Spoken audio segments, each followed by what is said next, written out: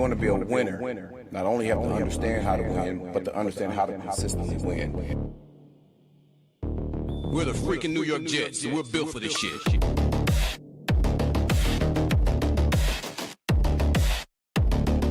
That's our brand of football.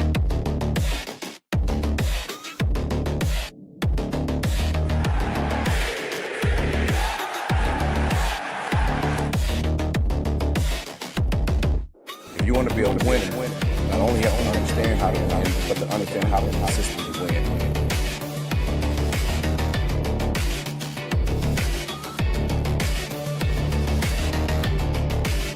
We're the freaking New York Jets, and we're built for this shit. That's our brand of football.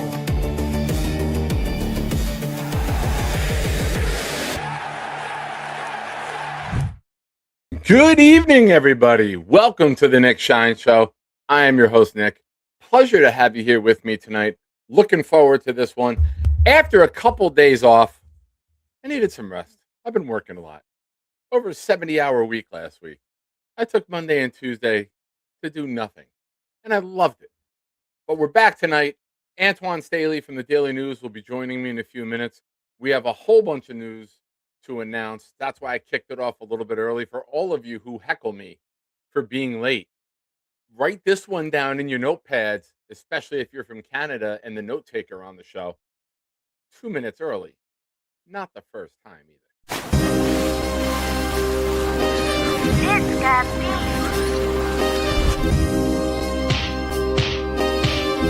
Gentry covered in football! Any day, any night, we all shine, bro. First class shine time, the Nick Shine Show. Anytime on YouTube, if you don't know, the Nick Shine Show, the Nick Shine Show. Dim the lights, but it's still bright as Nick time. Day or night, this is his prime, it's Nick Shine. Proud fan, well defined, to get in line.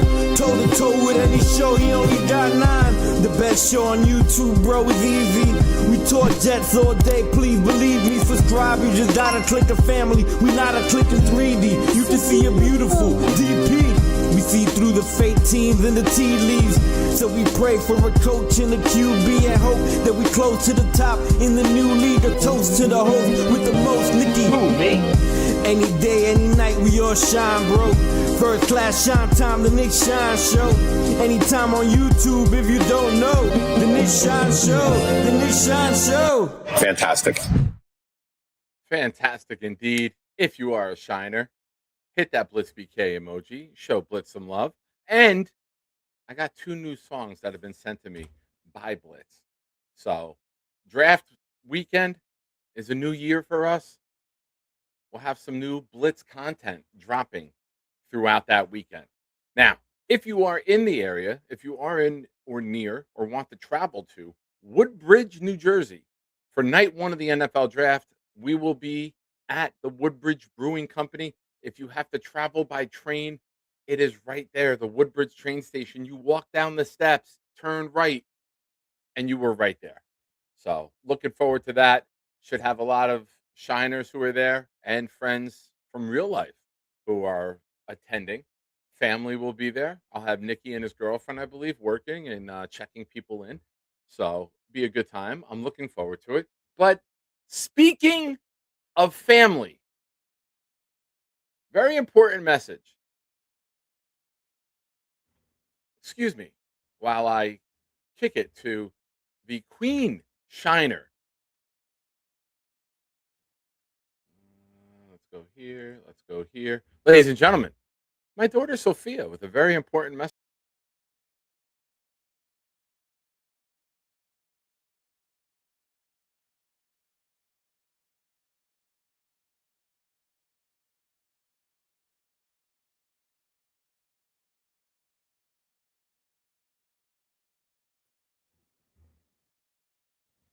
I can't figure out this. All right. I'll work on that. Basically, Sophia said, "Hi, Shiners. This is Sophia. I play softball for Old Bridge High School, and my team is doing a fundraiser. It would mean a lot to me if we could get your support. And if you do, my dad will do something stupid on the show. So, if you're interested in supporting my daughter, like Leanie and Eli Betts has, in the link in the description, there's in the description, there is a link to help Sophia's pop-up store. If you so choose to, let me know, and I will put you on the wheel for some raffle entries. Uh, Leanie and Eli have already been added. And if you, like I said, just let me know when you do it. Put your name in there so I know who you are, and we'll get that done. Now, I'm going to play another video because I can't figure out why the hell that's not working.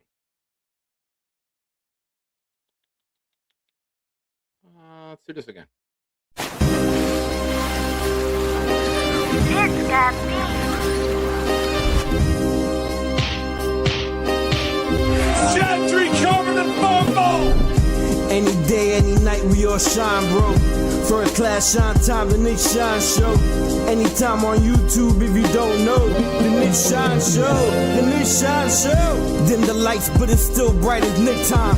Day or night, this is his prime, it's Nick Shine. Proud fan, well defined, so get in line. Toe to toe with any show, he only got 9. The best show on YouTube, bro, is easy. We talk Jets all day, please believe me. Subscribe, you just gotta click the family. We not a click in 3D. You can see a beautiful DP. We see through the fake teams and the tea leaves. So we pray for a coach and a QB and hope that we close to the top in the new league. A toast to the host with the most, Nicky. Who, me?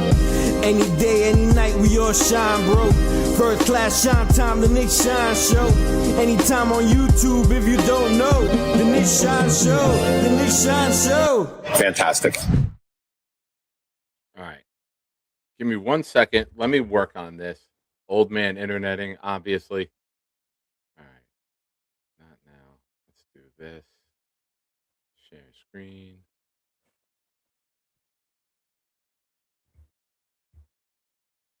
Let's see if this works.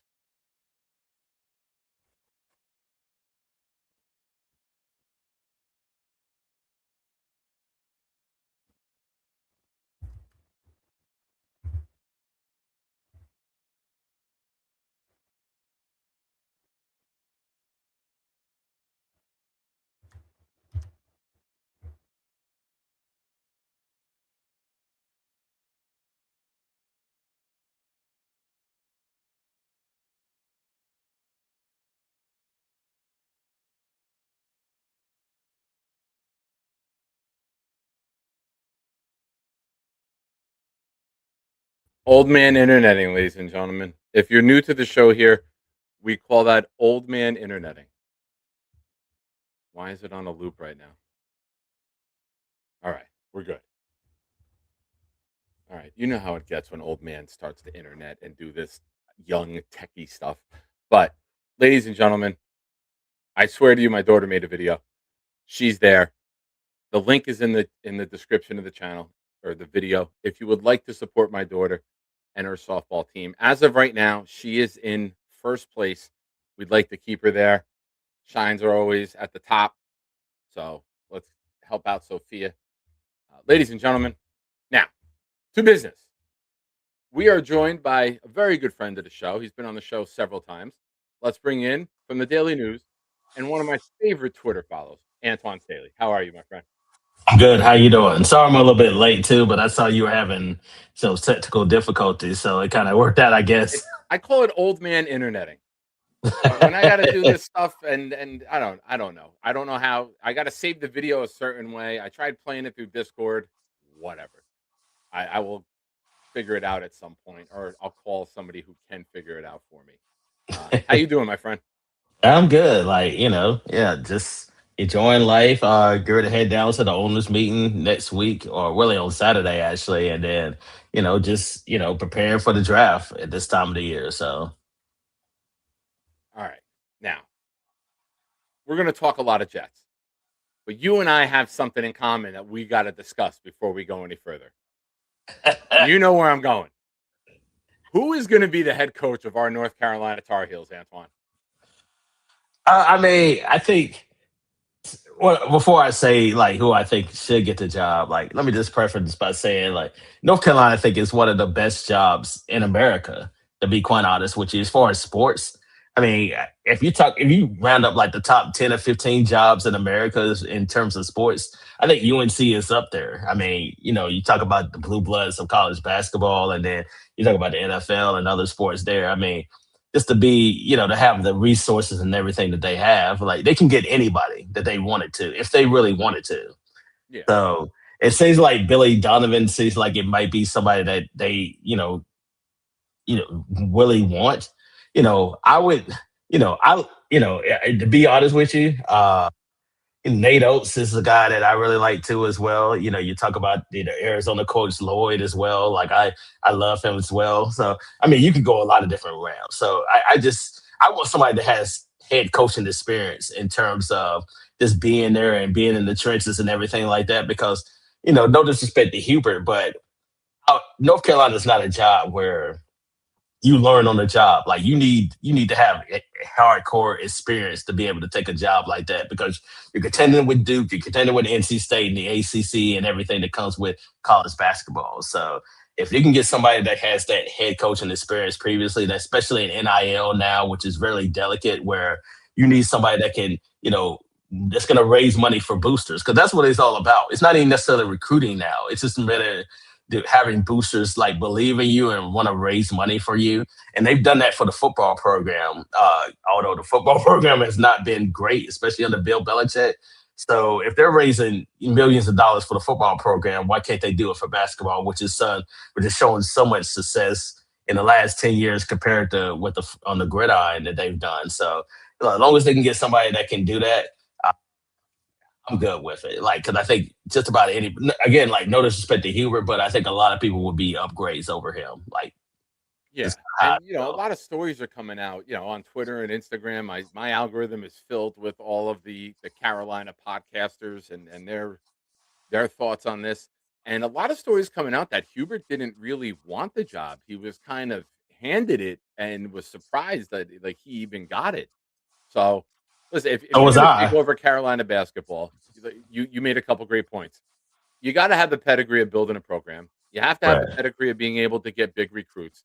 And you're not just competing against Duke and NC State, as you mentioned. You're going against Kentucky, Kansas, UConn, Right. Arizona. You're going against the big names. How many times do we see the top recruits in college basketball, and it's down to Carolina, Duke, Kansas, Kentucky, Connecticut? Alabama now is even Yeah. getting big time guys.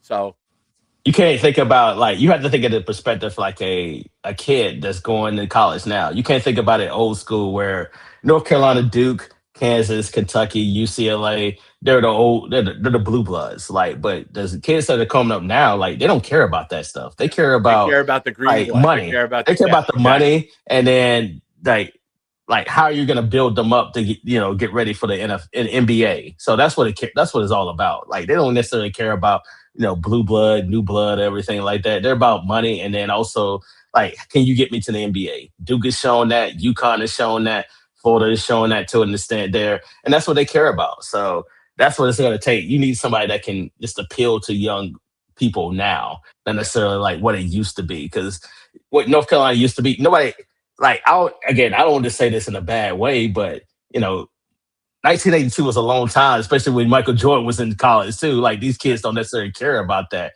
They care about seeing guys that are prevalent now. And when's the last time North Carolina had a lottery pick that was one and done? Marvin Williams, I think, was the last one outside of Caleb Williams. Is probably going to be this upcoming year. So yeah, that's what they care about. They care about just how you can get me to the NBA, and also like the money aspect of it. And that's what you have to show these kids going up now.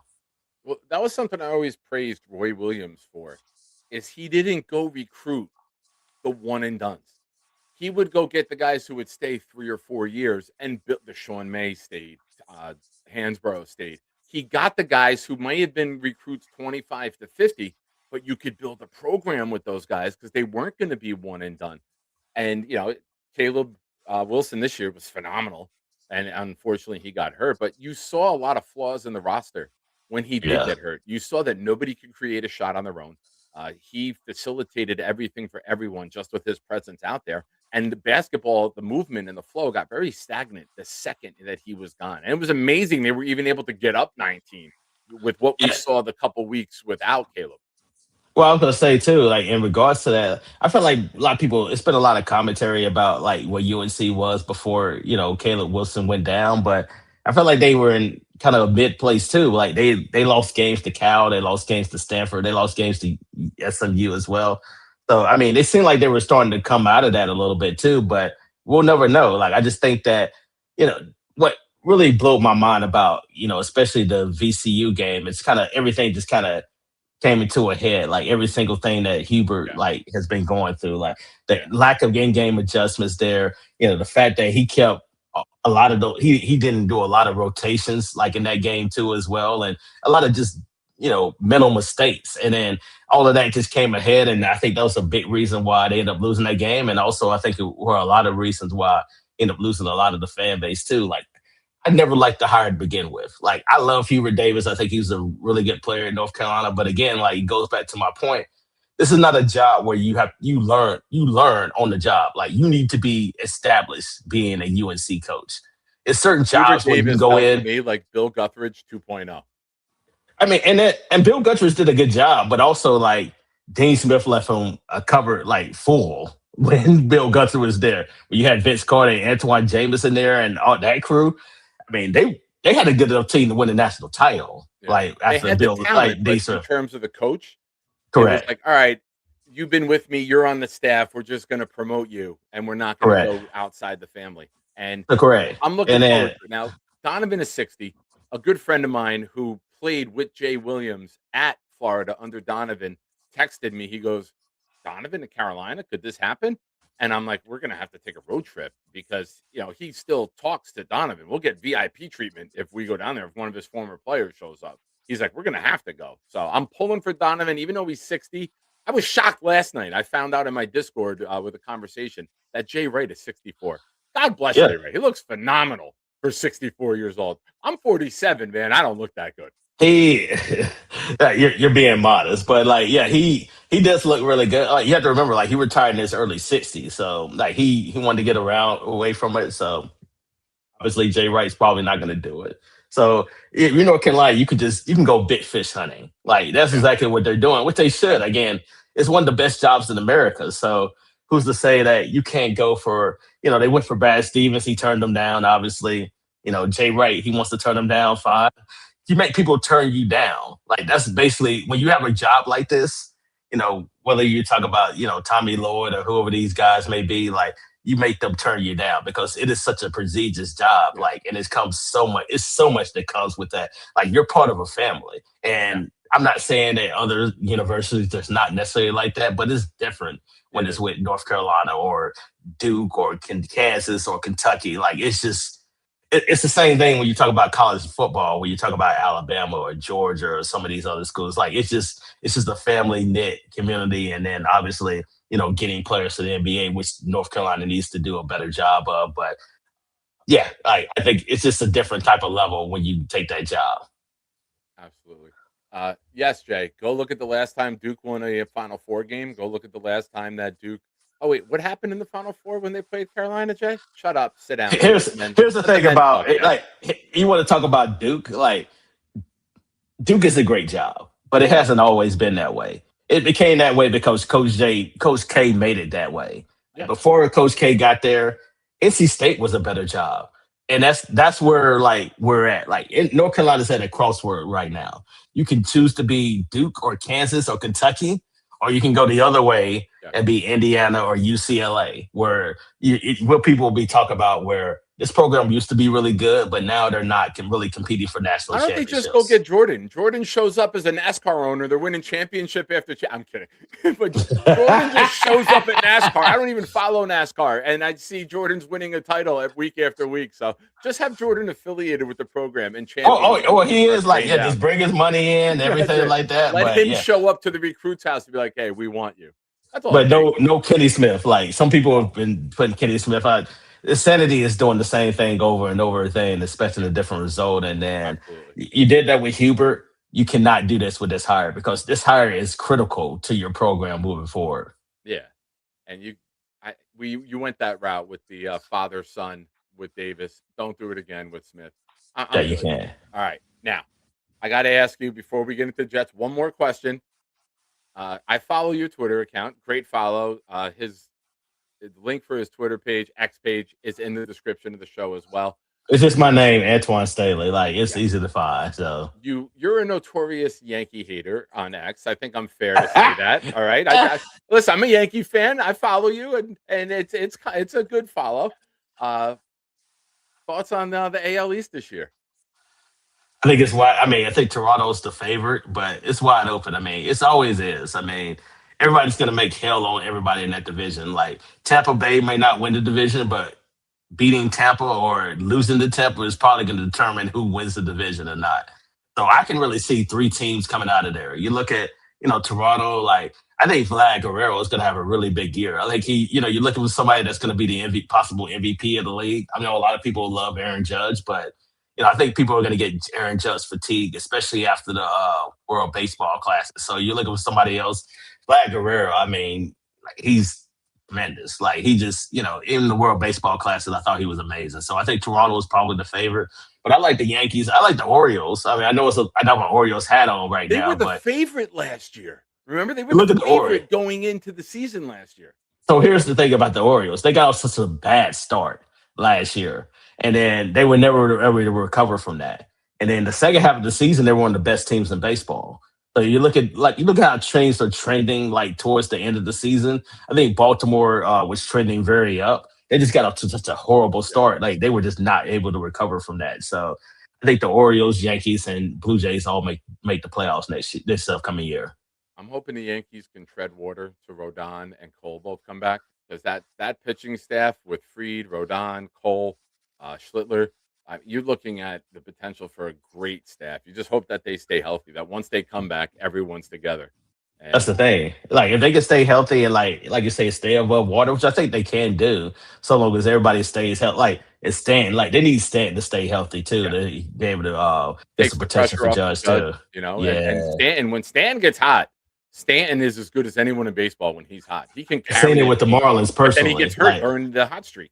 Like I covered him when it was the Marlins. Like I seen the man like hit 50 home runs and like be one of the best players in baseball. But ever since he was in Miami, he just has to be able to stay healthy consistently. So if he can give you like 30 home runs, that's all you can really ask for. Yeah. Awesome. All right. Before we get going, a couple things. Charles Gorman supported my daughter's softball team. Thank you, Charles. Appreciate you. Also, Charles gifted a membership that went to Tom Stokes, Ryder, and Talon's Pa.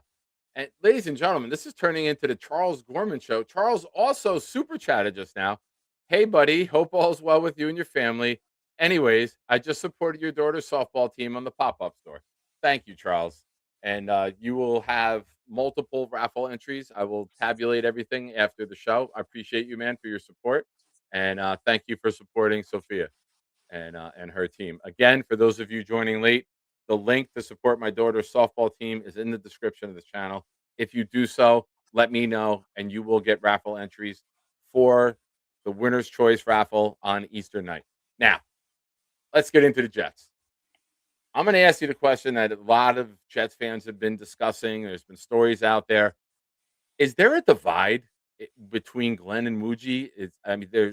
What are you hearing, Antoine? Where is this? Are they still united? Did Woody divide them? Like, what are you hearing? You've seen them like doing tours this week, especially doing like pro days and everything. Like they're fine. Like, I think the disconnect has been like, and I don't know who like started this, but they're not tied to each other, but they're still like connected with one another too. They're still working together. Obviously, like you look what they've done in free agency. They want a lot of Glenn's players in there. Mario Davis there as well. Like, they're doing things that they didn't do last year, bringing a lot of leaders in there as far as like that are used to Glenn's defense and everything, especially when you're changing the defense from a 4-3-2, like a hybrid 3-4, which is, apparently what they're going to run there. We'll talk to Glenn about that more at the owners meeting. But yeah, I mean, they're connected. But if you're talking about as far as them, like if something happens to Glenn, that doesn't necessarily mean that Muji's going to get fired. So they're not connected in that way, but they are like connected in the way where they want to get this right. They understand what it is. They know like there's a lot of pressure. Hell, there's a lot of pressure covering like, being a part of the Jets organization anyway. Like, I was talking about, the Jets and the Sacramento Kings are kind of a lot alike. I mean, the Kings are kind of the same, team that was kind of had a long playoff drought there. They ended it a few years ago there. The Jets are hoping to do something similar in the next year or two. But, the fact of the matter is, like, it is, it's tough. Like, it's been a tough 15 years. But, at the same time, like, it's always going to be, the seat's always hot with the Jets. And Glenn is on the hot seat, but I don't think necessarily Darren Moody is on the hot seat with the days he's done and the pits he's accumulated and everything like that. And I think they're going to be fine. But right now, they're connected. There's no disconnect with one another right now. Like I know it's been a lot of talk about that. I know Connor Hughes talked about that too on Twitter or X or whatever you want to call it. But yeah, there's no disconnect as far as what I understand. If I'm old man interneting, you think I'm changing from Twitter? It's Twitter to me. Everyone knows where. Yeah, I just call it Twitter. So, but doing X, like if I'm writing an article, I call it X because I know that's like the official name for it. Yeah. All right. Looking at the New York Jets and where they were at season's end and where they are now, what's your thoughts on the offseason? What's your thoughts on the players they brought in? You mentioned the leadership that they brought in. It seems to be they're working with more intent and more purpose this offseason. How's it from your point of view? Well, I like the moves that they made. Like I tweeted about it. Like some people were like, "Well, the Jets hadn't made like drastic moves or whatever." But I love the moves that they made. Like getting like Kinsley, like getting him like as far as the defensive end there, DeMario Davis as far as leadership there, Nashawn Wright at the cornerback position too as well. I know you lose some names like obviously Nick Folk too as well, which is a tremendous kicker. But I love like they're not moves that are gonna strap you for 2027. They're moves that is gonna make you better for 2026, and then potentially you keep those same guys for 2027 and build upon that. So yeah, I love the moves that they made because again, like you're not hindering your future success or potentially on the names that you or the players that you signed this upcoming year. So yeah, I think they've done a good job. I'm not going to sit here and say it's an A, as far as free agency, but I think it's a solid B and I think it's a drastic upgrade from what they had defensively. And I think if considering where they finished 25th and overall in yards allowed and 31st and points allowed, I think this defense can at least be average. And then if you you have your offense with Gino Smith and I'm sure we'll talk about Gino and the addition and everything like that. But, Gino will be in a better situation, at least offensive line wise. Because with the Raiders, like they had one of the worst offensive lines in football. You have, Breece Hall there. You get him healthy. You get obviously, although he wasn't injured last year, but you have a healthy running back there. You have Garrett Wilson, who's coming back from injury too as well. I think they have a chance to win 6 or 7 games. Again, it's a lot of Jets fans probably don't want to hear it because you hadn't been in the playoffs for 15 straight years, but it's levels to this. Like, so you can go from 3 wins to 7 wins and be a team that's, challenged like the Patriots and Bills in a certain amount of games. That's all you can ask for. And, I think the Jets are capable of doing that this upcoming year. Yeah. As a fan, say they win 7. I think that if Glenn keeps his job or not, it depends how I think he would in that case. Depends how the 10 look. Right? If you're competitive and you're losing a game 20-13, but you're in it late, if you're losing like you lost at the end of the season and you're setting, records for how awful you are, you're gone. But if you're still competing and the team is growing and these rookies come in and they make impact and they're evolving and growing as the season goes on and you're going like this as the season concludes, you're going to have that momentum going into a year where you could probably go get your quarterback. So long as it's not like 2022 when that was my first year covering the Jets, and then when they finished 7-4, and then they floundered down the stretch to finish 7-10. So long as it's not like that, and then you're showing upward trajectory, and then you're showing that, and then we have optimism going to 2027, and we can bring in a quarterback who we want, and even if we're not in play to get where we want, it's a quarterback who we want as far as draft pick. We have the capital. We can trade up to get whoever we want to, and then insert that person into our offense. So yeah, I think if you can do that, then I think Glenn will be back. Like 6 or 7 wins are kind of like in that threshold where you feel like, okay, Glenn can come back there. Anything below that, you kind of like depending on like again, like it depends on how it looks. Like if it looks really bad, then Yeah. maybe If you're not. losing But games 30-6, you're out. correct. But Like if how it you're was the losing last 5 of the games. 24-23 in a last-second field goal, then it shows that you're now competitive, you're competent, you're in it, you're Correct. putting up offensive points. So, Correct. Like Hennessy it, like Heisman with a super chat. I'll say this too. Like with the Jet, like any Jets coach, you're always on the hot seat. So that's kind of how it is. Yeah. Hennessy Heisman with a super chat. If you have any questions you want to get on the air for Antoine, super chat's a great way to do them. He says, who will be wide receiver 2 week 1? I hope it's Makai Lemon from USC. Like he's Okay. a guy that I've always been fascinated with. I think he'd be great for the Jets because you can move in a lot of different directions. Like you can actually move Garrett to the slot at times. You can move Lemon to the slot. You can move to the outside. Like I think Lemon plays bigger than what he is. Like I know there's been a lot of talk about him at the combine and just his attitude and what. I don't care about that. I care about he plays ball. He loves to play ball and then how he plays on the field. And his play on the field, he was the best receiver in football last year in the nation.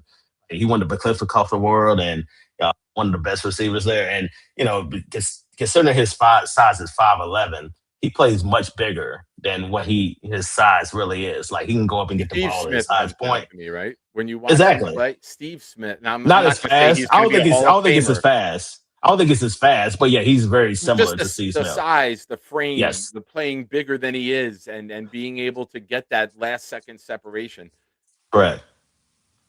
So yeah, I think that would be my pick at 16 if he's there. There's been a lot of questions if he's there. I think some receiver is going to be there, whether it be you talk about Tyson. It's been a lot of talk about him, like Amari Cooper from Ohio State too as well. I'm not as big of a fan as him as some people, although like he has a physical game about him. I'm worried about his speed in the league too as well, but the man can go out there and play too, as he showed with the Hoosiers last year playing for a national championship. So you can get any of those guys here. Casey Concepcion from Texas A&M is another guy like, Boston also from Washington too as well. He's a different type of guy. He's not as fast, but he has like the build there as far as he can get the ball at his highest point too. And actually, I think throwback receiver, right? A guy that like a Braylon Edwards, you put a slant on him and he'll drag a guy 7 yards into the end zone like he did in New England in the playoff game.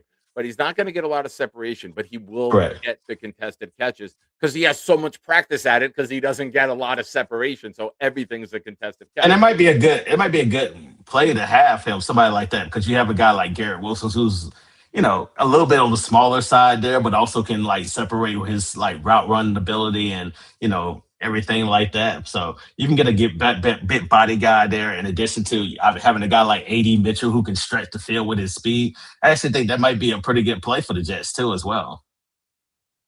All right. Now let's talk about Gino. We knew I knew that was coming. Yeah. We knew the options were limited, and I kind of like that the Jets didn't wait for him to get released because they didn't want to get into the bidding war. They said, "Well, for the late pick, let's just get this deal done. We want to get him here. We don't want to compete with the rest of the league in case somebody throws a ridiculous offer or has a better situation for him to go to." What do you now? You weren't here when Gino was here last time. I was not. And you haven't had any, just the conference call, right? That you guys had with him. That was the only thing. Yeah, I mean, I've met him. I mean, I've talked to him. Like, he's from South Florida originally, so I've seen him like when I was covering the Dolphins, but I've never really had like interactions with him and everything like that. So, but yeah, that was my first interaction with him. Like, I think I was kind of like skeptical because especially his highest Jets tenure ended. So you're thinking like, does he really want to come back here? But it seems like he's really motivated. I think he's motivated because of how last year went with the Raiders and everything like that. And obviously it was not great, playing wise and, obviously on the field and everything like that. But, I think he has something to prove there. And also like coming back to New York, I think it's a little bit more some motivation for him too as well. And he has some weapons, like having Garrett Wilson there, having Breece Hall, back too as well. And I think having the offensive line set for the most part, I think will really help him too. Like again, like the Raiders had one of the worst offensive line. He got sacked 55 times last year, which is tied for the most in the league with Cam Ward. So having an offensive line like the Jets, so long as they can stay healthy, which it's always been a problem with the Jets outside of last year, Yeah, Knock on exactly. wood. Knock on Exactly. wood when you You know hear what I'm that. saying? Like Yeah. as bad as last year went, the offensive line was great, which is crazy to think about, right? Especially considering the prior years to that. When I first my first year came when I was covering the Jets, they had I think it was like 12 or 13 starters on the offensive line that entire year. And then the next year it was like We were it was signing another guys to the rotation. practice squad on Right. Tuesday, and they were starting on Sunday. Yes. Like it was like the 22 and 23 season was just like a carousel of offensive linemen. I think And that's then how we got Xavier Newman. Newman was yes, one that of, was like, those exactly. random pickups, and he's just stuck with the team ever I think since, he came so from the Titans, I want to say, if I'm not if my memory serves me correctly. And yeah, they signed him on Tuesday and then he played that Sunday and then he and then he played a went from vital guard part. to center because the center Center. got hurt, and they had to shift him over in the middle of the And game. then I think that and was he the had a Giant bad game in the rain. snap in one of those games too. I remember correct. But yeah, like that's kind of how that season went. So if you can obviously you're probably not going to play all five starters on the offensive line again. That's just really unheard of in the NFL. But if you can like have a good rotation, maybe play like seven guys on the offensive line and have a good depth there, which I think the Jets do, then I think they'll be in good shape. Like he's going to be in a better situation offensive line wise, so I think that'll help him too. And I also think Gino. Like one thing about Gino that we all know.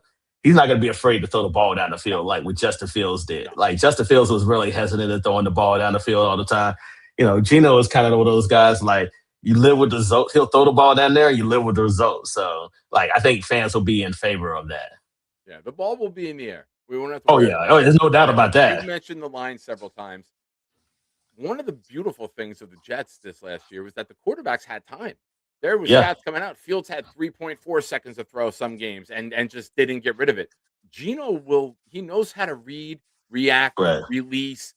He knows what they're going to do. He's a savvy veteran.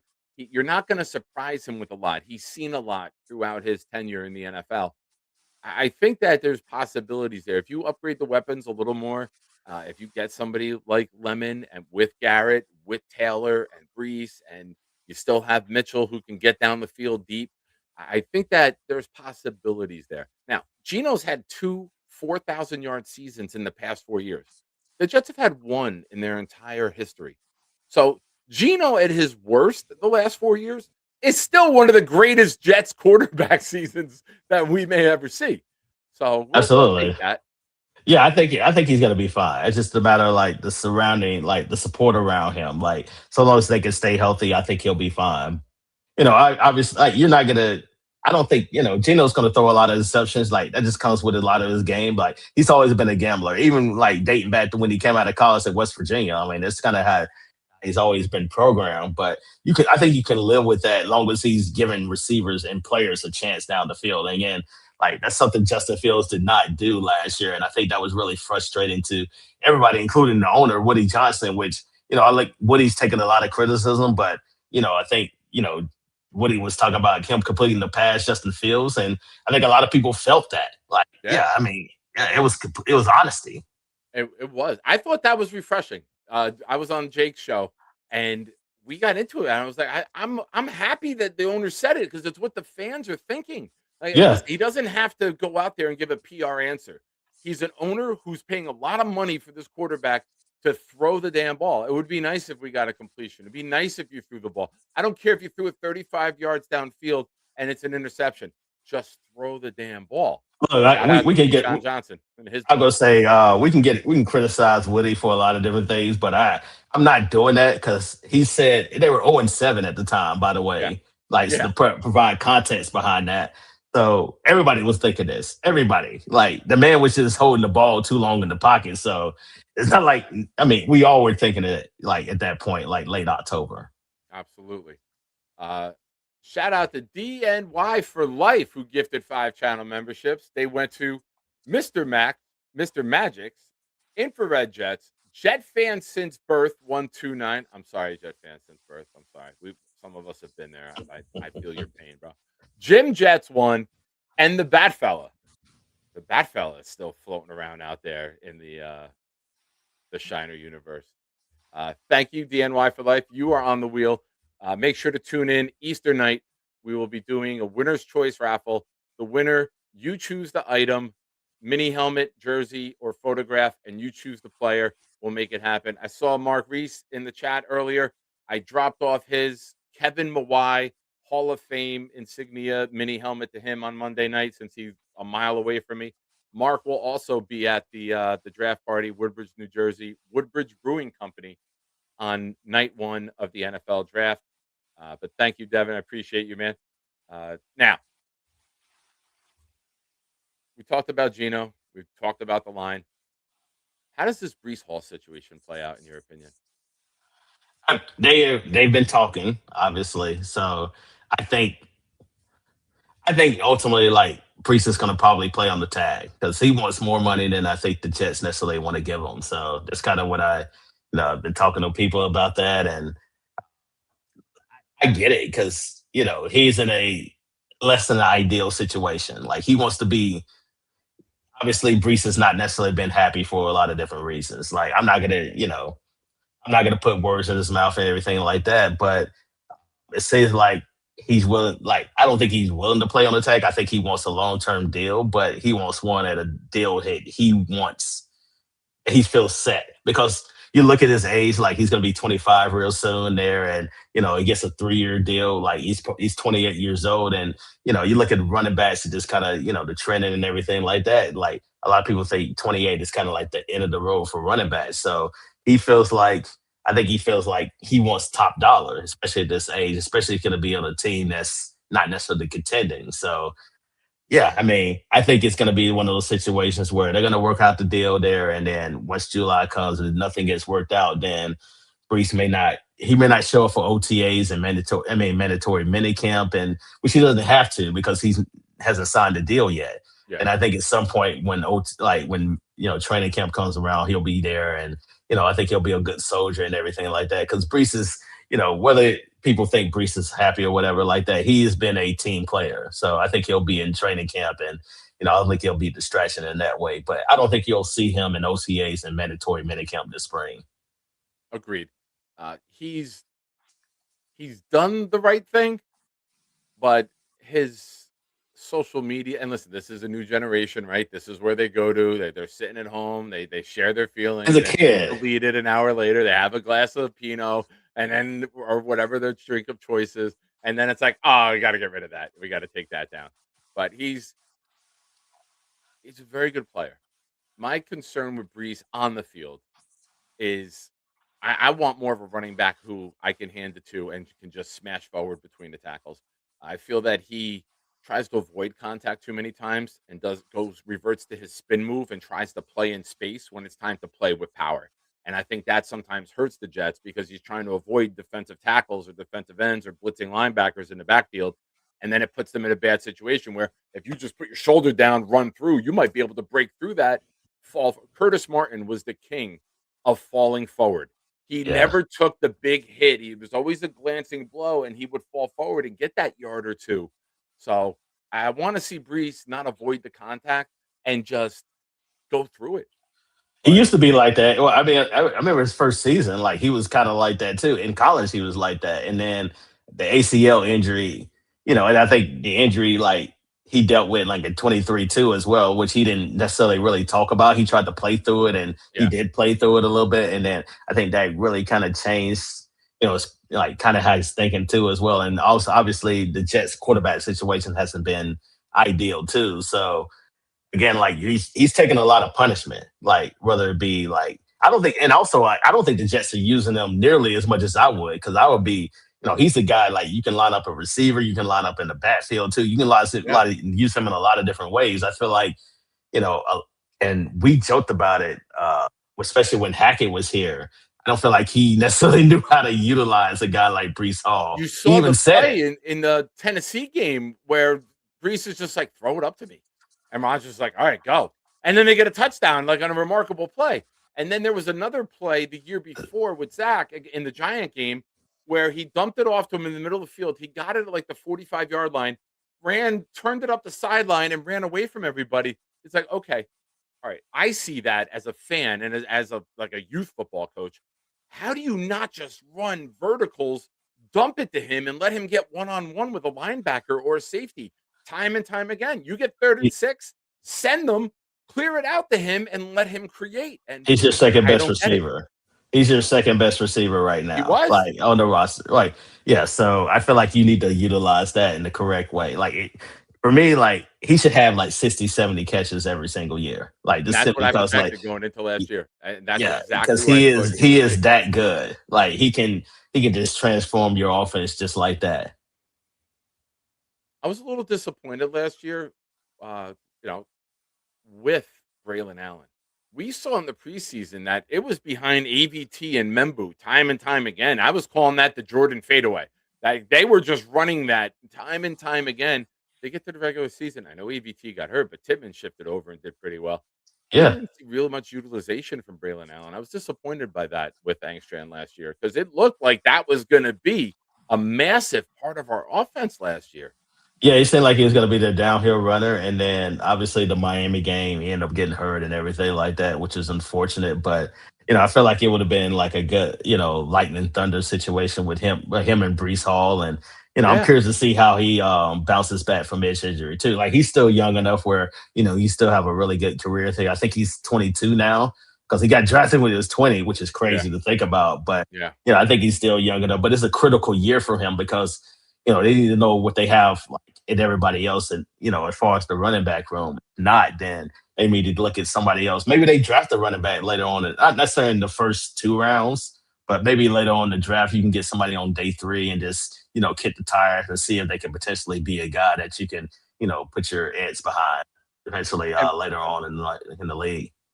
one of the nice things, not nice, but this is going to sound bad, but hear it out.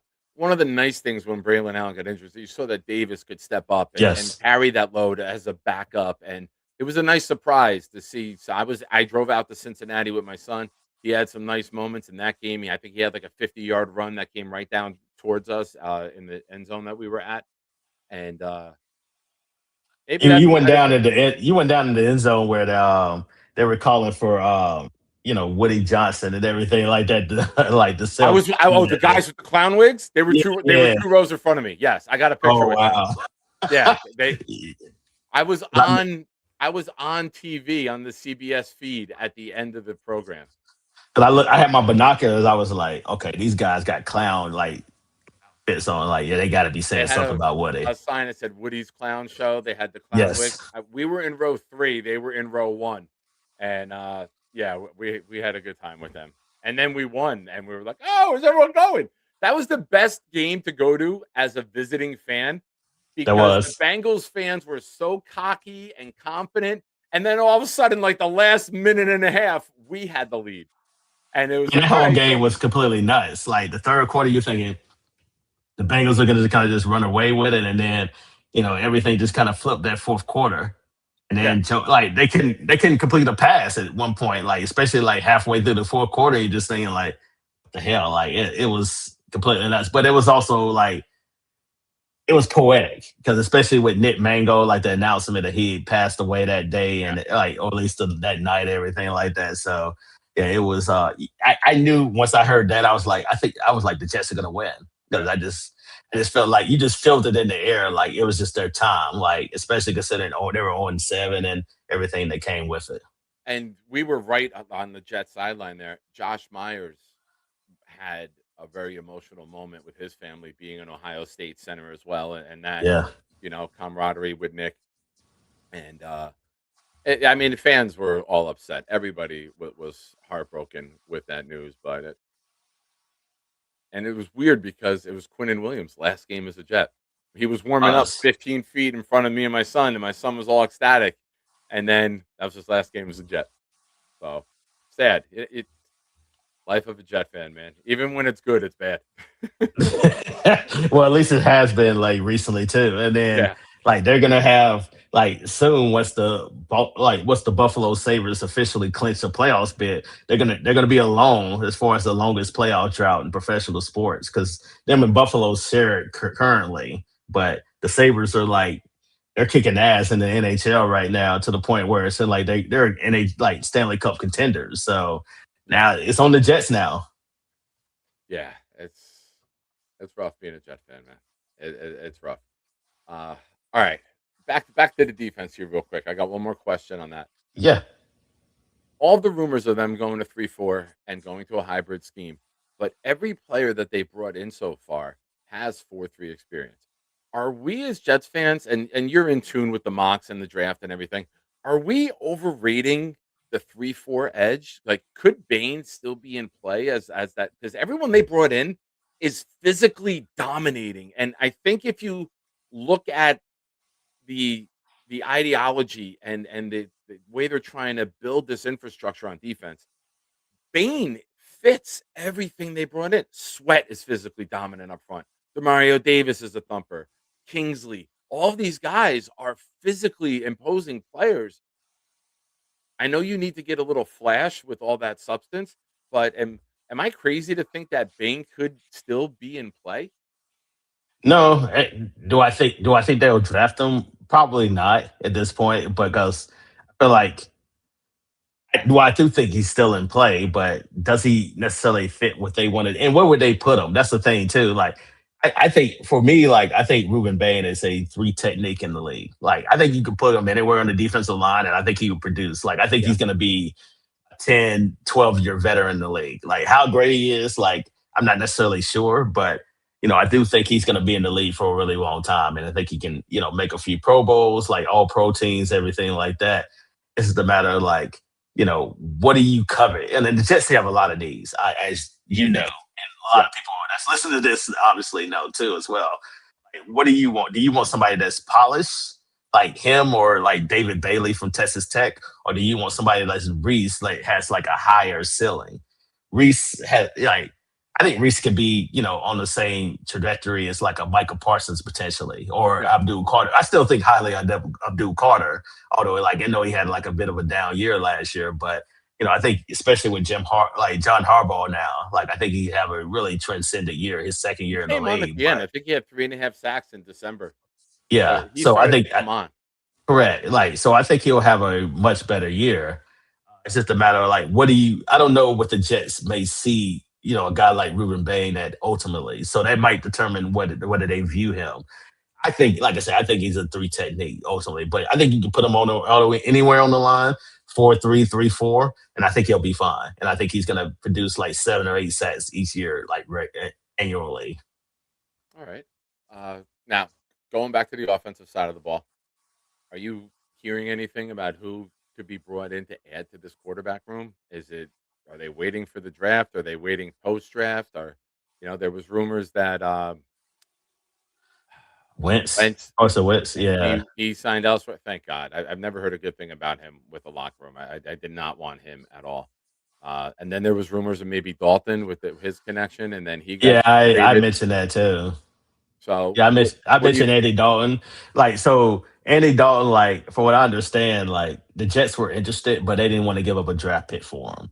So if the Panthers were to release him, obviously they end up signing Kenny Pickett to a deal and making him the backup. So at Okay. that point, like he was expendable. So, but they didn't want to give up a draft pick, which I understand, especially Yeah. considering Andy Dalton's age and everything like that.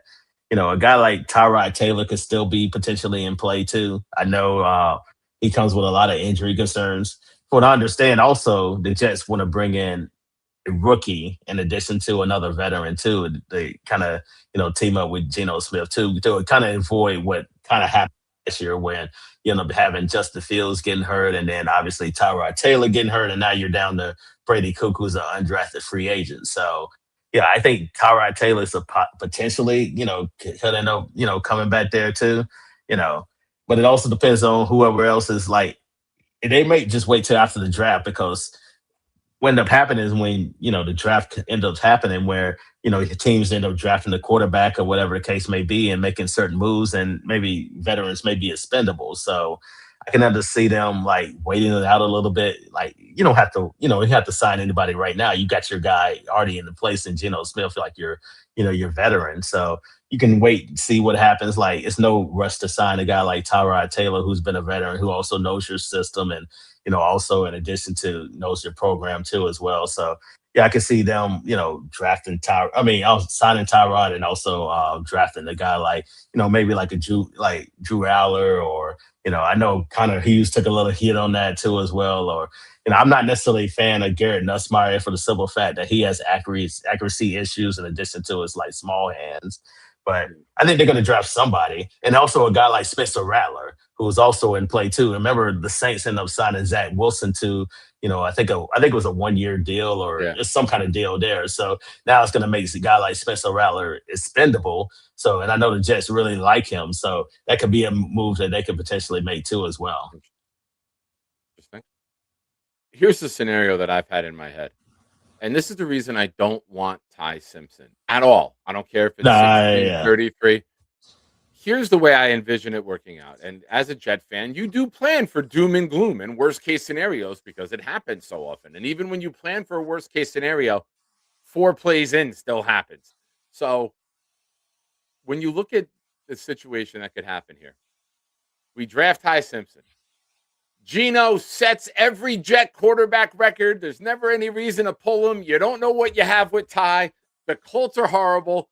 And now you have Ty Simpson for a year. You don't know what he is because Gino threw for 4,300 yards and 25 touchdowns, and they win 8 games. And now you have this quarterback class. And maybe it's the Colts who have the top 5 pick, and you're in a position to get a quarterback. And now you draft a Ty in round 1, and you don't know what he is. So that's why I would just skip on the quarterback, build a better roster, and then if you have to go all in and trade up next year to get one of the M's, Manning, Moore, Mensa, Mestamaker, whoever you got to get, you don't have to get to number 1. Julian saying, yeah. You don't have to get to number 1 to get your guy. So I would just wait. Don't burn a premium pick on a guy that you're not comfortable with when you can kick the can down the road and then pounce next year. I'm going to write about this too because the Jets are meeting with Ty Simpson on Friday, so they're going to have a private workout session. So basically, my thing is Ty said the first half of the tape was really good. His first half of the season was tremendous. I thought he was a first round pick, and then after that it became not so good. He was not great at all. So you have no way to really evaluate him. So why evaluate him? It's really incomplete. So I think he could be a really good quarterback, but I don't think he's necessarily the fit for the Jets because there's so many questions, and I think he needs to sit for a year because he has not really played a lot of football. I mean, he was the backup to Bryce Young at Alabama. Antoine, that terrifies me. And Jalen Milroe. And inexperienced. That terrifies me. He's had 15 starts, I want to say. 15 starts. 23 years old.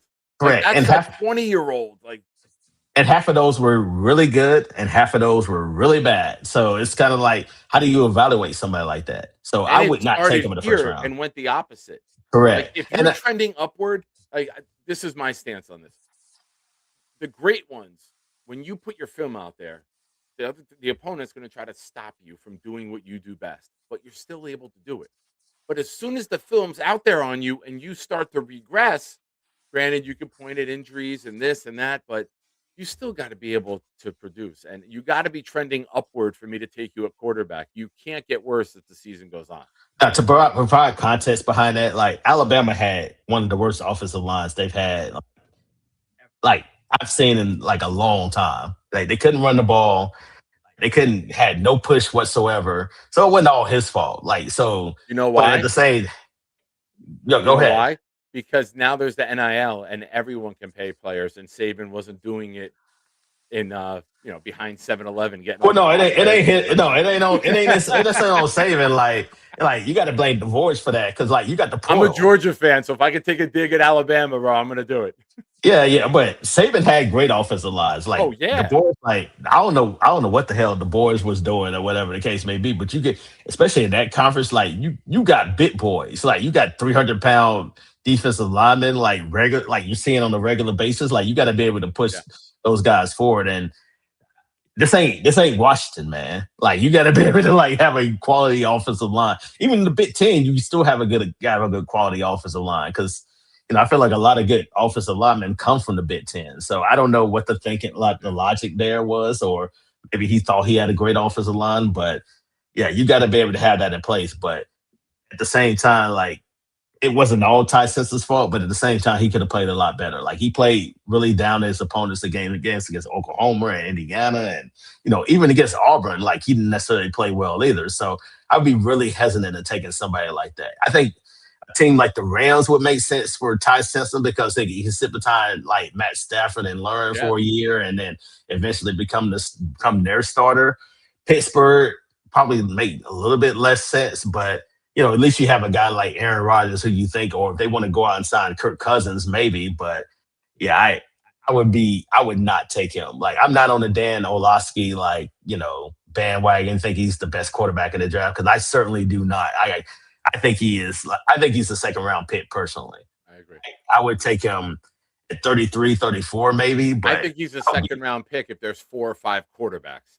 Like this has the feeling of the Pickett, Levis, Malik Willis year, where one guy went and then much later there was just a massive slide where guys. And that draft wasn't great either because Kenny Pickett is a backup, so that's not great either. Yeah, it's there's only one good quarterback. In October, I had the kiss of death on the show. I said the worst case scenario for the Jets is that it ends up being a 1 quarterback draft and we end up with the number 2 pick. And that's exactly and I'll go to say, like, you talk about Mendoza versus Simpson. I said this, tested to somebody earlier. I thought Mendoza played better at Cal last year before he transferred to Indiana than Simpson played at Alabama all this year.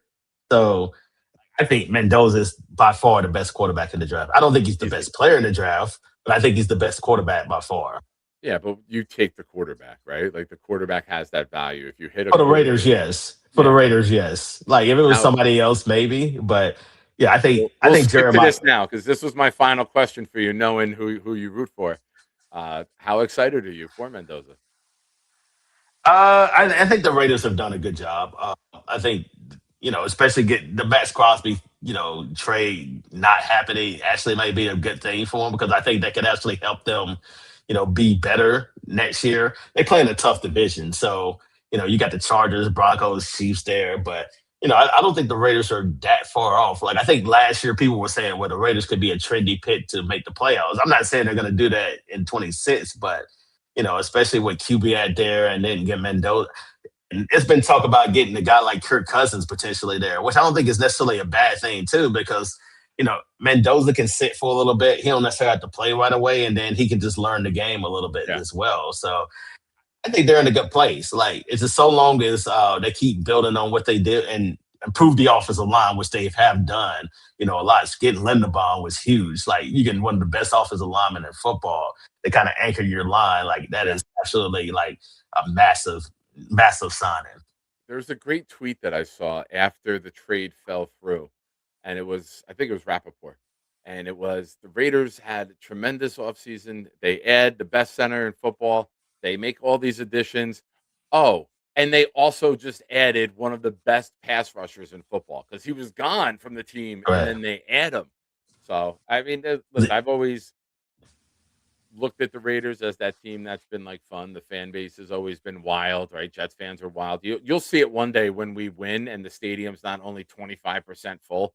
Yeah, hopefully that you get to see and experience a fun-filled Jet stadium. Because what's funny is like seeing Raiders and Jets fans together because they're a lot alike. Like they're very rabid fan bases. I remember when they played each other in 23 in Vegas. Like it's kind of like I was like the pot calling the kettle black. Like that's exactly what it is. Like they both tortured franchises. So yeah. I mean, you clearly can't talk trash about one or the other. That was the game. We scored 3 times, I think, on one drive, and it didn't count. And you remember how the game ended, right? I can tell you exactly how it ended. I remember that we had a touchdown. Had the ball. They had the ball at the end. With the who's the tight end we got from Cincinnati? And then you're talking about CJ Uzama. Uzama had a holding penalty. Yep. That got negated.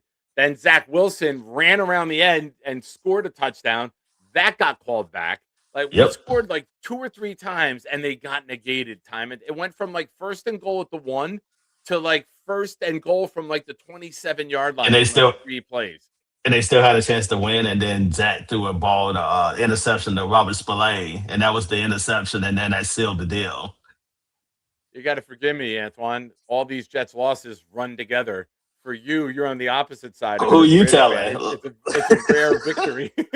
Who you telling? But I remember that whole because it was a Sunday night game, and although I was there Yep. at the stadium, but yeah, it was just like completely nuts. And it was a lot of Jets fans that made the trip out there. It was so loud in that place. Like if you ever been to Allegiant Stadium, like it is. If the Raiders ever get really good, that could be one of the loudest places in the NFL because you can't hear anything in that place.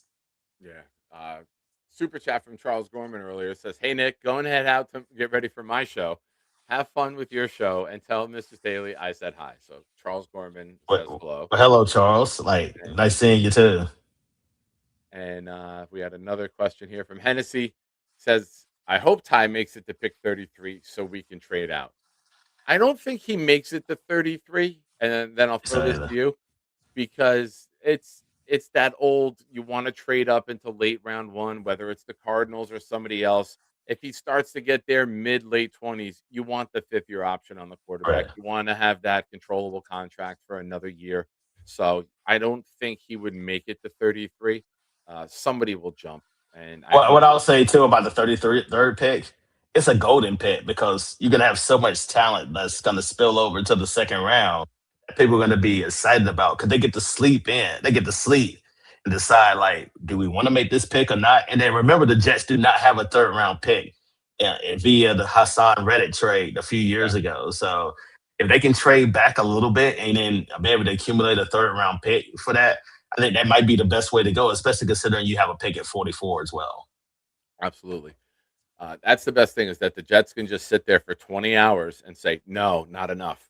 No, not enough. Right. And just wait for the perfect deal to come in. And as you get closer, Especially if start you working want in. a guy like Carson Beck too. I'm not saying they should draft Carson Beck, but I'm just saying if you looking for a quarterback and you really like Carson Beck in the third round, because you're not going to take him in the second round, but if you take him in the third round somewhere, I think that would be the best case scenario. Yeah, absolutely. Uh, Speaking best case scenario, what's the best case scenario for the Jets on round one of the draft? Both picks, like I think if you're looking like I think they're gonna take Darvell Reese. Like I just said because Agree. I think the ceiling is really high. I think he's really raw. So you have to keep that in mind too. If you're looking for somebody that's gonna make an instant impact, it'd probably be more David Bailey who can come in. It's more of a polished pass rusher, but the ceiling is so high for a guy like Reese who can, be you can plug him in anywhere. Like, he Yeah. can be really a Swiss Army knife on your defense too. And if you want to, make him a green dot at some point, you can also do that too as well. So, yeah, having a guy like that, I think is invaluable to your defense, especially when you're playing in a division where you have Drake May and you have Josh Allen. You're going up against two of those quarterbacks 4 times a year. You got to make sure you have somebody that can bring those guys down regularly, especially Josh Allen, who is big as what he is, like 250, like 6'5". So, yeah, I think you have to do that there. Oh, he's the As far LeBron James of the NFL with the amount that he flops. Correct. Yeah. Correct. I think it's 16 is interesting because it also depends on who's on the board. Yeah, I think you gotta attack the wide receiver. Like I think they need playmakers on the offense. You can't just have Garrett Wilson, and Breece Hall on your offense. You gotta have somebody, that can take pressure off, whether it be Tyson there from Arizona State or, Makai Living there. Either one of those guys, like, I know like it's been a lot of talk about a lot of the guys, but I think you need another playmaker that can also stretch the field a little bit. So either one of those guys, I think, would make a sense there. So that's probably the direction I would go as far as wide receiver, edge rusher there, number two there, and then 30. Depending on if you stay at 33, then I think the Jets are in a good position where they can just take the best available player at all these positions, like from the first 4 picks, because you have so many different needs on your offense and defense. Yeah. And that's the thing that I've been saying repetitively. You need to hit on these 4 picks. I don't need a Yes, project. I or three don't out need of a Ty four. Simpson. Yeah, you need guys who are impactful day one players, whether it's rotational pieces and Yep. sub packages, whatever. You need guys that can come in, whether you get Vega with the offensive line, Reese, whether you take a safety or whether you get a wide receiver. Now, say those 3 receivers are gone. Let me throw this question at you, and then I'll let you get out of here. I appreciate your time tonight, man. I love Yeah. it. Say the 3 receivers are gone, Any thoughts on Sadiq? You think that's an option where you can go with that Taylor and Sadiq, and you got the veteran quarterback who can check out of plays, and if they go small, you can check into the run, and if they go big, I you can love move them 12 and out and have a 13 mismatch. personnel. So yeah, I love it. he like yeah. So I'm a big proponent of what the Patriots were trying to do with you know years ago with Gronk and Hernandez too as well. So I love two tight end sets. So if you want to go that direction, like I'm all for it. And then even with the Jets, like when they had Uzama and also Tyler Conklin, they tried to go to something similar to that. Yeah, That was the I'm good Dollar with that Tree too. version. Yeah, so I love two tight end set. I don't think teams nearly use that enough. Like, you use a lot of slot receivers there, but you can use like a second tight end kind of in the same type of ramp too as well. So I would love that. I mean, have Mason Taylor, who I think is a guy that's emerging too. We kind of saw that, late last year, and then he got hurt, and then you get Sadiq there, who is tremendous talent there from Oregon. Have both of those guys in addition to like a Garrett Wilson, that's a bit of a nightmare. And then also, oh yeah, you got Breece Hall too, who can also catch the ball at the backfield and do a lot of the things. So it gives you a lot of matchup kind of versatility there on the offensive side of the ball. So I wouldn't be opposed to that either. And it would be nice seeing Taylor not getting the ball 3-4 yards from the line of scrimmage, actually running routes where he can use his athleticism. And if it's Sadiq too, now you got two guys who can get downfield, and you get play action going. You can get them in open space, and you'll have And you got a quarterback who- quarterback that's not scared to throw the ball down the field. So that also Yeah, helps too as well. yeah, absolutely. Where are you going to be draft night? Are you at the facility? Yeah, I'll be at the facility. Yeah. I thought All right, about going to the draft, but yeah, I'll just with them having two first round picks, it's just probably better to be at the facility. all right. Well, I'll. You got a As much message as I for me? love Pittsburgh, because Pittsburgh is one of my favorite NFL towns. Is it? Yeah, it's very underrated, low key city. Like the downtown area is great. I think it's the perfect place to have the draft. To be honest I with you, went there it's in a total football January. town. I was there January of 2011 for the AFC Championship. Didn't have a good experience. Wouldn't recommend Well, yeah. Well, it. for that, yeah. But the city itself is really cool. So I Yeah, love it's seen. Pittsburgh. I love that there was a casino in the parking lot because we Oh met up yeah. with our tailgate group the night before, and I was like, "This is wild! Imagine if there was a casino right where the racetrack is at MetLife. That would be insane." You would think it would be, especially in Jersey, but it's not. They call it the swamp for a reason. So Yeah, absolutely. Well, you got to if you hear any rumors on draft night, you got to shoot me a message real quick. I won't be live. I love the whole process of the draft. well, So I'll hear all I different know types you of will. rumors I like that know. whole week. So yeah. You get anything solid, send it my way, Antoine. I appreciate you, man. Thank you for your Yeah. time, and we'll talk soon. And oh, we go back and forth with messages. I Oh yeah, appreciate for you, man. sure. You're the best, brother. Thanks. Thanks for having me. Take care, man. Have a good night, ladies and gentlemen. Antoine Staley of the New York Daily News. His X account is in the description of the show. Also, there's a link to support my daughter. There's a video. She made a video. I'm trying to get it on air and it won't play. It's the format. Um, I pushed it to someone to see if they could reformat it and send it to me, and I haven't gotten it back yet. But my daughter basically asked if the Shiners would help support her and her softball team. As of right now, she's number one on the fundraising page. And if any of you do decide to support, let me know, and I'll throw you some raffle entries. That's just a crazy comment to see pop up out of nowhere, Dre. That's just a crazy comment to pop up. But folks, hit the like button, subscribe to the channel if you haven't already. If you have not heard, we have a raffle going on. It will be Easter night, winner's choice, mini helmet, autograph jersey, autograph photo. You pick the item, you pick the player, and Big Papa Shine will make it happen for you. Call in link is pinned. I have a little bit of time. I got to be up at 6:30 in the morning, an hour earlier than normal. I have a crack in my filling, and now it's getting infected. So the dentist is taking me in at 7:35 in the morning tomorrow before work. So fun times lie ahead. First up, We got Lou. I am in Miami, Nick. The last time I was here was with you. You're on a yeah. Where you at? I'm in Miami. I came down here for the Winter Music Conference. It's called Ultra Week. So in my business, you have to be here this week. It's very, very important for what I do. All the agents are down here, all the managers.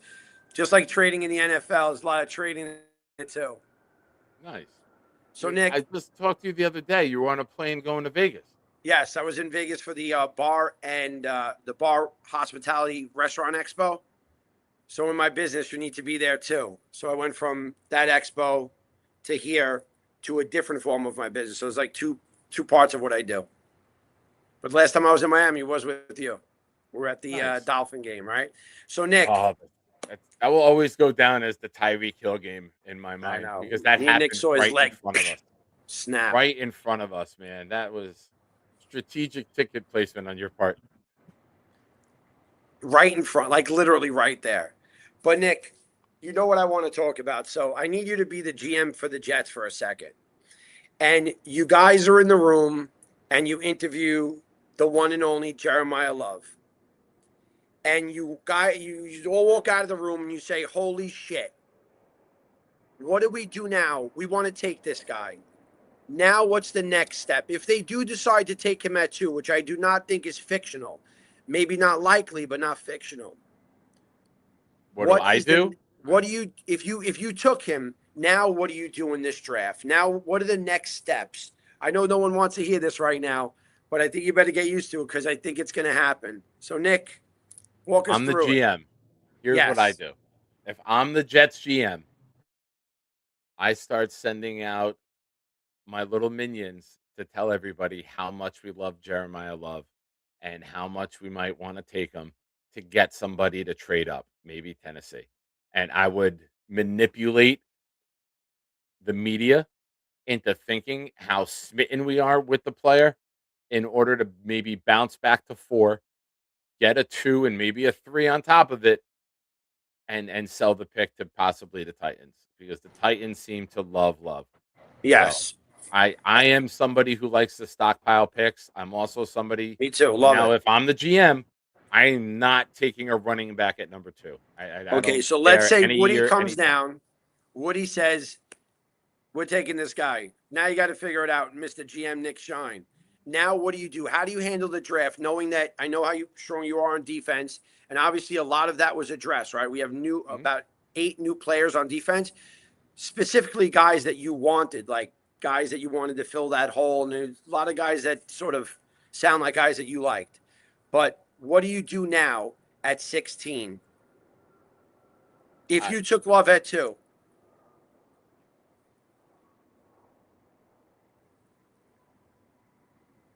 Man, if you take Love at 2, now, I mean, if I'm the GM, I got to get pushed back to Woody. And I'm going to say, Okay. you brought me in here and you brought AG in here and you gave us full run of the team. We don't need you interfering in year 2. We just tagged Breece at $14 million. Now you want us to take another running back who could be $14 million a year with the number 2 pick? Let's say in this hypothetical, me. Breece is leaving.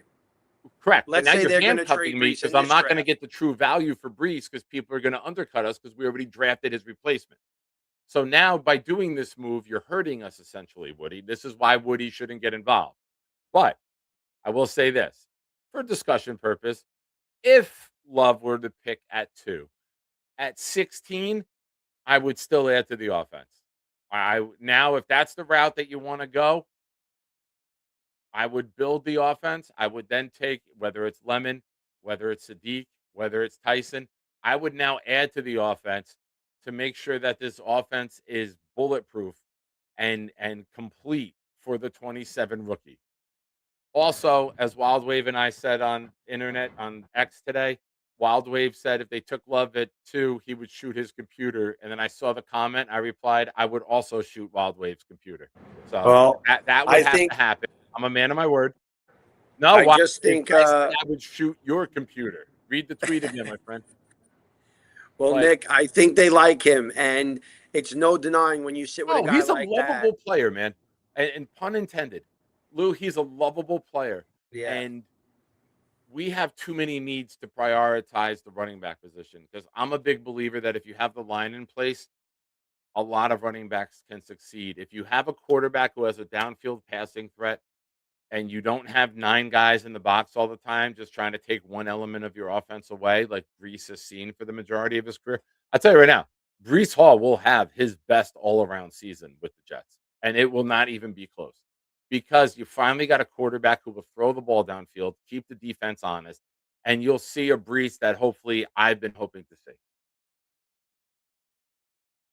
But I would go all in on the offense. If you go with Love, don't stop there.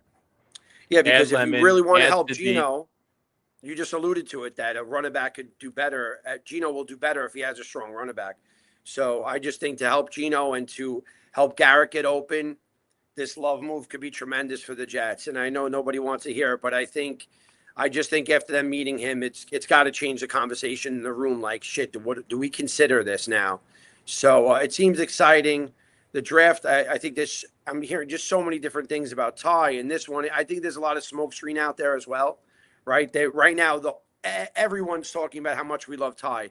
I mean, maybe that's a play to trade up or trade out. Who knows? We don't know, but he is going to be at One Jets Drive tomorrow, Ty Simpson.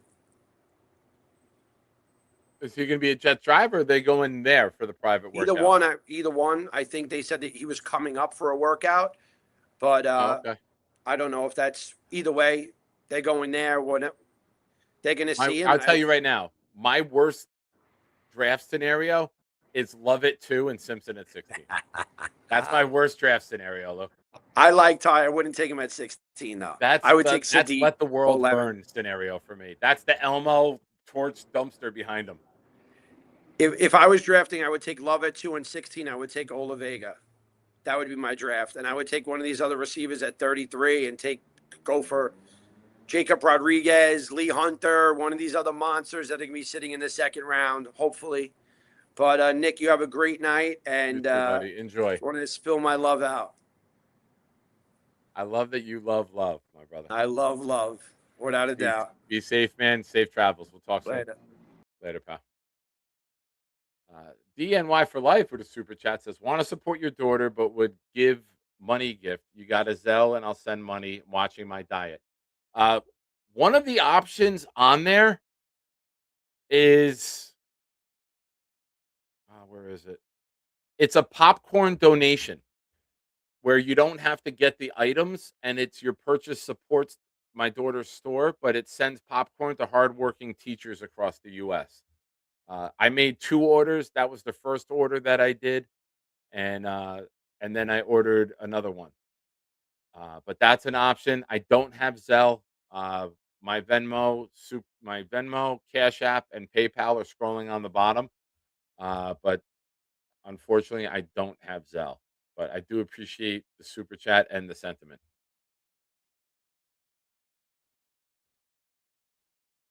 All right, folks. Call-in link is pinned. I have probably, you know what? Let's take the melatonin now, and then we'll determine how much time I have.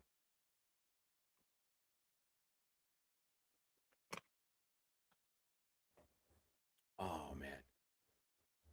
Yeah.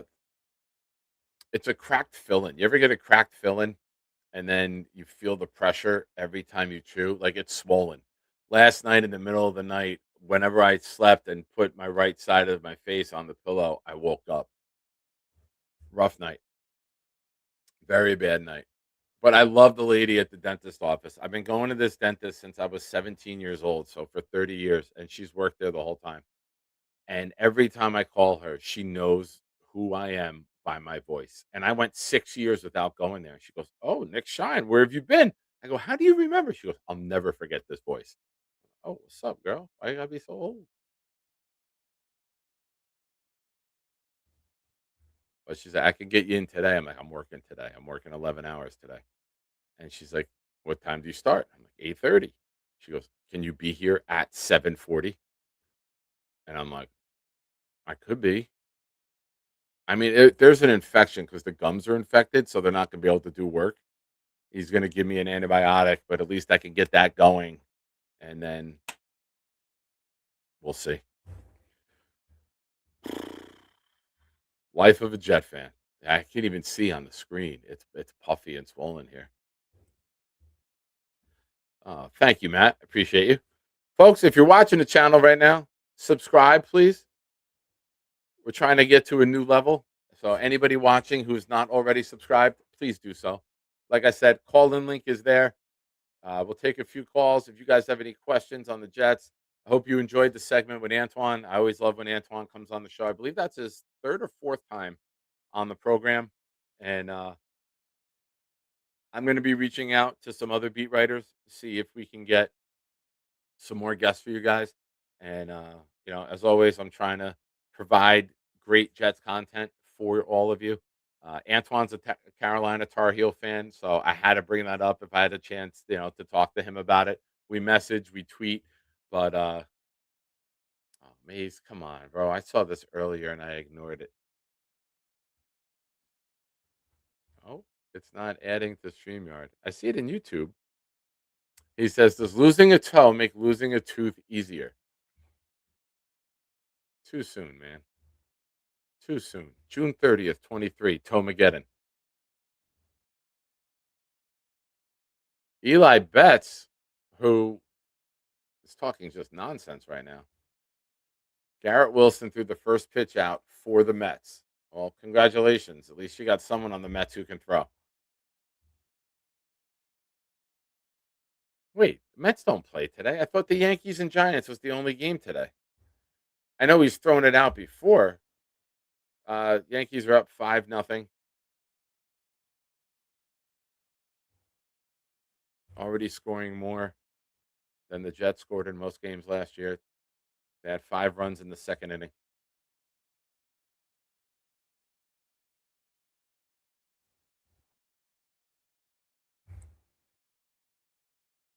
No, not at all, Eli.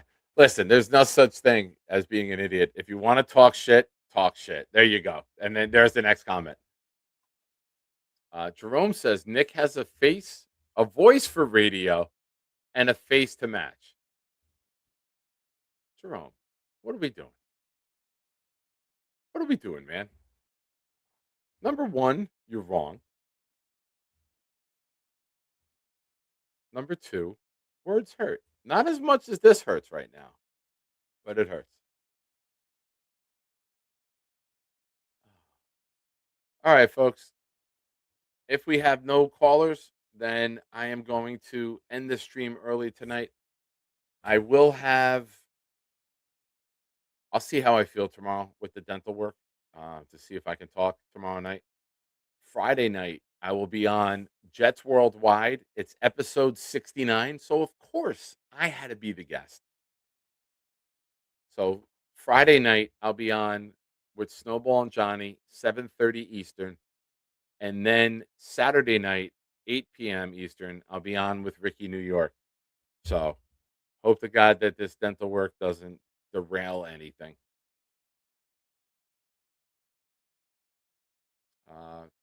Couple questions. Eli said, "Why is this fan base hung up on backup QB? Isn't Zappy a capable backup?" I mean, he's got starting experience. I've brought that up a couple times that if you draft a mid to late round rookie, is that the worst thing in the world as having Bailey Zappy as your second this year? So I think they would like to add to it, but I don't think it's. I don't know. I just don't want Simpson. I don't want to. I don't want any quarterback in the first 4 picks, unless it's Mendoza. If some crazy shit happens, I'm not going to say no to Mendoza.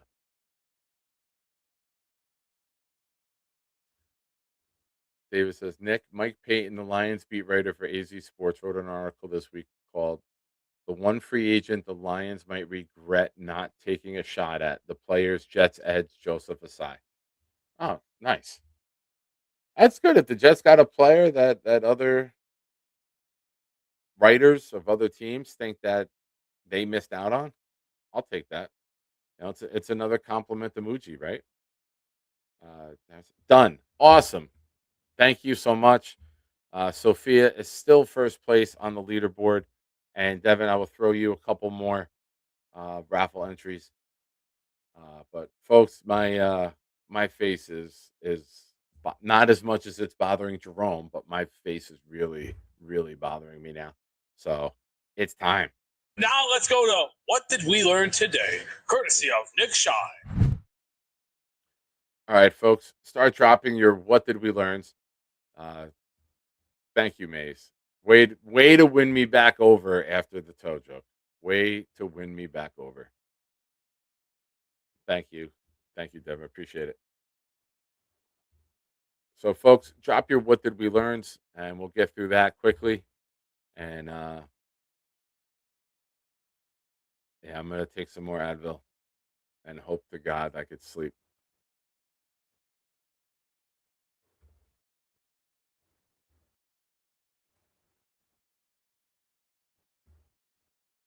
While we're waiting for that,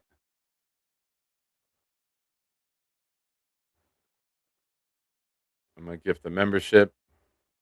Since 5 were gifted earlier, I'll gift one as well. Also, don't forget, whenever anyone gifts 5, I will gift one on top of it. Let's help this community grow. Appreciate all of you and all your support. Thank you, guys. I appreciate it. Oh, look at that. Look at that. Love is love right there. See how we tie that all together? My membership went to DNY for life.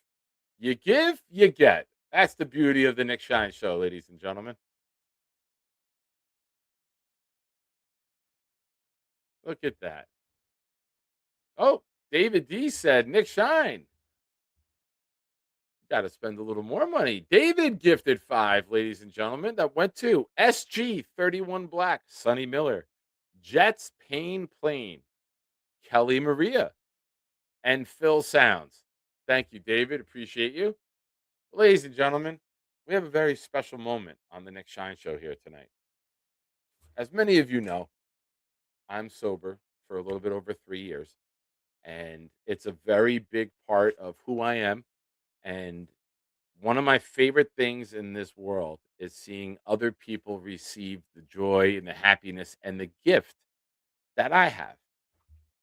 And this guy right here, I will not even insult him on his introduction because I am so tremendously proud of him. For today, he hit 6 months sober. What's up, Mr. Weed? What's up? I don't say sober because I'm smoking weed. I'm 6 months alcohol free. Oh, I consider that sober. It's an insult to sober people. You don't say clean, right? Clean would be nothing. But alcohol sober free. to me is drinking. Alcohol free. And I still do some mushrooms every now and then. Why not? All right. So, ladies and gentlemen, this I haven't done mushrooms in a couple of years. alcohol free for 6 months. Alcohol free. Yeah, it's been great. And I started physical therapy today. Nice. Awesome. Dude, I'm very happy for you. Oh, Yeah. it's Boomtown's birthday. Hell yeah. Boomtown, you come in. I got to sing to you. We got to sing happy birthday to you. And you call into my show. Oh, I even got the Bobby color hat on too. And this is the There best you go. part of not Bobby having hat. a green screen is that now I don't disappear when I do this. I know. Stop. Yep. It's an auspicious day. Congratulations, man. Thank you, sir. I am ridiculously proud of you. You know that.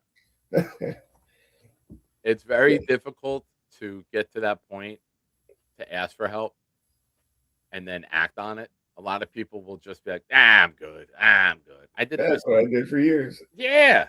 But dude, you feel the weight of the world come off you when you start getting that time under your belt and you start getting through circumstances in life that suck, but you're able to get through it sober. And my motto is no matter what the world deals you, if you put your head down on your pillow at the end of the night sober, it was a fucking great day. Yeah, it's nice not waking up sick every fucking morning. Yeah. Yeah, man. It's a beautiful world out there and you deserve to have it for yourself. Go get it. I say big shout out to Seroquel because that's what helped me more than anything. The only reason I drank was to go to sleep for the most part. Now that I have a way to go to sleep, I don't know, bro, I haven't even thought about drinking since I got out. Awesome. Brother, I'm so Well, happy for you, I man. haven't stopped eating, and now I'm fasting. I'm on 3 days without eating. Nice. Yeah, Dude, I a hit 2:30. 72-hour fast is the best thing to do for your body. I hit 2:30. I said, this is got to stop. You weigh more than me? Yeah, dude, I'm fucking chubby bitch, man. It's all right here in my belly. Nice. Mine's in I'm my down balls. to down 225 now, so Ah, bastard. You dipped back underneath me. yeah. I'm between go. 229.6 and 230.7 the last like 3 days. Yeah, I said this has to stop. I'm 5'5". I can't be overweight. I And can't God be bless that you big. for smoking that much and not eating. That's more of a testament than anything. Oh, dude, you have no idea. Well, brother, I can't talk no more. I have a crack in my filling. Yeah, I heard. I'm in a shit ton of pain. I But heard. I'm happy that you called in. I messaged you earlier on Facebook and said you better call in so we could celebrate. Keep up the great work, and you deserve it, man. Hell yeah, man. Appreciate it. I love you, buddy. Dreams come true, people. Hell yeah. Oh, look at that little public service announcement. Go ahead. No, that's it. That's all I had to say. Some of your best work. Did you spend a long time writing that? A couple days. Nice. I got to bed around 4:30. Look at that. You're fasting and you're already getting poetic. Yeah, it's nice. All right, I gotta go fucking take my dog out. So I'll talk to you later, Nick. All right, buddy. Keep it up. Have a man. good night. Talk soon. Awesome. I love that, fam. Also, happy birthday, Boomtown. You are a tremendous part of this community. And thank you for everything you do for this program, as well as everything you do for Jake's, which is just remarkable. The whole tournament, all of that can't happen without you and your commitment to just being fucking awesome. So happy birthday, buddy. All the best to you and the missus today and every day. I love you. I gifted another one because David gifted 5, and mine went to Dayboss1787. And I believe we are at the end of the program, ladies and gentlemen. Hey there, Shiners, you made it to the end. It's time to ask the question. The Nick Shine would like to know, Canada's taking names. Boomtown always delivers. Let's find out now. What did we learn today? Yeah, I remember being in the airport in Fort Lauderdale at 4 a.m. talking to Weed, and he's like, I'm done. I gotta be. So very happy for him. Very, very happy for him, man. He deserves it. But ladies and gentlemen, it's that time. Mr. Boomtown, if you would please, good sir, on your birthday. I hate that we made you work on your birthday. But please, if you have, drop it like it's hot. What did you learn today?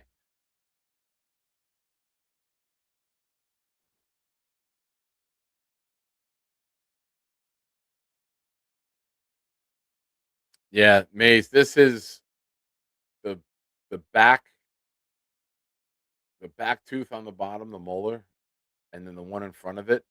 The infection is in between the two of them. So, yeah, man, I could see how fucking puffy this shit is. That sucks. I gotta get through to the morning.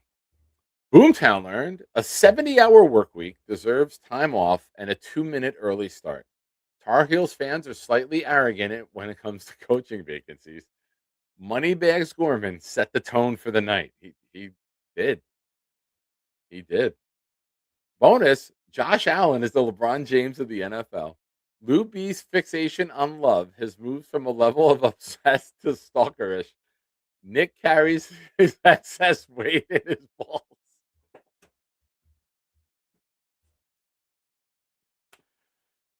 Great work, Boom. happy birthday. And I love you, buddy. You're the best. Ladies and gentlemen, that brings us to the end of tonight's show. I thank you all for being here. If you made it this far and you haven't yet, hit the like button. Also, if you're watching, subscribe to the channel if you have not already. God bless. Have a great night. Take care. Maybe tomorrow night. I don't know how this is going to play out. But if not, then Friday night with Snowball and Johnny, Jets Worldwide. Saturday night with Ricky New York. And then Sunday night right here at Nick Shine Show. I'll throw a show in there somewhere, whether it's Friday night after Johnny and Snowball. But, folks, we're out. You know what? Shout out to Charles. Boom's right. Hey, all you shiners, it's time for something cool. I'm here to do my part. I'll drop a stinky fart. No chicken soup for you. I'm gonna eat it up. And then I'll do a show and talk about the Green Hornet. I got a new laptop. You know it doesn't suck. I'll need to keep it down when I'm making too much noise. My mom will pull the plug and Dennis smack my ass, and that will surely blow. Hey, fuckers, it's time for the Nick Shine Show. And, as always, gifting keeps the show rolling, baby. Adirondack Fly Guy gifted one that went to Tyrone Garcia. Thank you, Adirondack. I appreciate you, man. Very kind of you to do. I know. And if you go back and watch, it's a very good watch. I promise you. And Antoine Staley joined the show. And I have a cracked fill-in, and I can't talk anymore. So I appreciate you, man, as always. You know that. And good luck in the raffle. Sunday night, April 5th, Easter night, winner's choice raffle. Appreciate all of you. Again, you know how the deal goes. Gifting keeps the show going, even if I'm in pain. Love you guys. Good night. Go Jets. Welcome, my friends. It's a shine time. It's time to talk about the Jets. Don't you know it's shine time? It's shine time. Time to be with my friends. Hey, have you seen my toe? It's got beef.